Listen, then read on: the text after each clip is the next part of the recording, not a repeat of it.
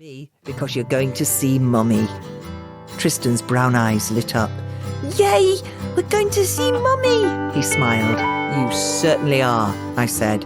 And I bet she has missed you so much. I've missed her too, said AJ.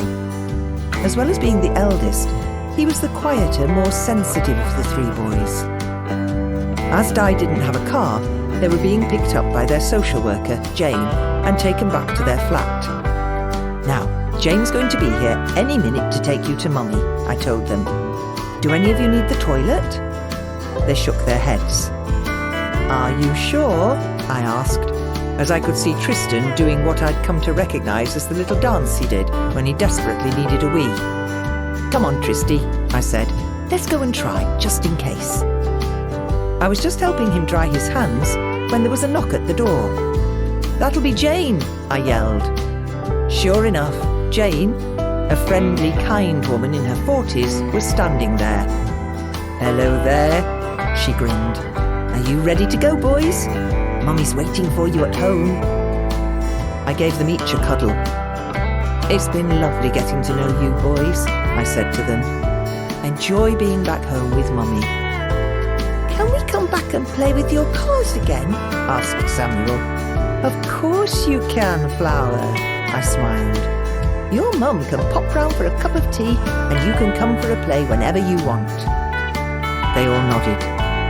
I could see they were now desperate to get in the car and get home.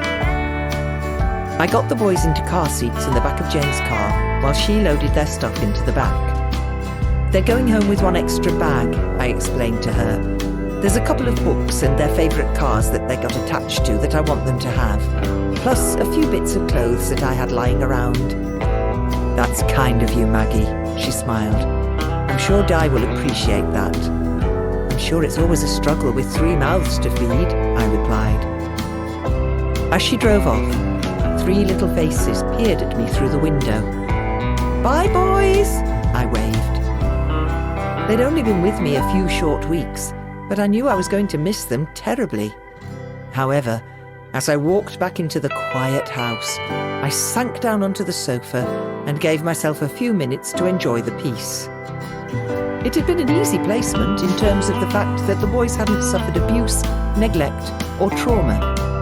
Naturally, they had missed their mum, and at first they were unsure about being in a new place with someone who was effectively a stranger to them.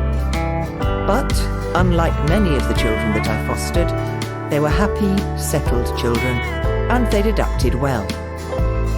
As I cleared away the rest of the cars and transformers, I couldn't help but wonder who the next child or children to come through my door would be.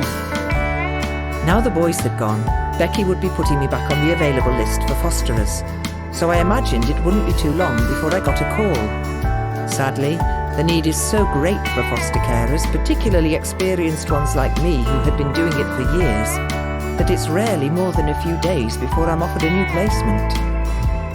I didn't know whether to box up the toys and put them back in the loft, or leave them for the time being.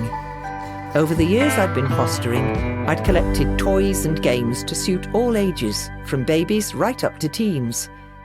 I'd adapt my collection depending on the age of the children that I was fostering at the time.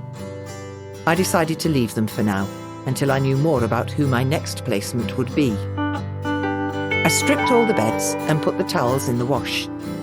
All 3 of the boys had shared the largest bedroom that I used for fostering, where there was a bunk bed as well as a single bed. I found cleaning therapeutic, and it was always part of my ritual when a child or children left. I gave the room a good clean, dust, and hoover. I just stopped for lunch when my phone rang. It was Louisa.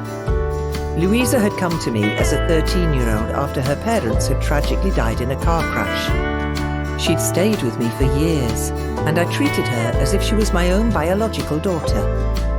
She was now married to Charlie, and they had an adorable 18-month-old called Edie. Louisa was a nanny to a local family, and she and Edie would often pop in on their walk home from work. Hi, Maggie, have the boys gone? She asked. Yes, they went off fine first thing this morning, I told her. Edie's been asking for you, she told me. Would you mind if we popped in on the way home tonight? Of course not, I said. You're welcome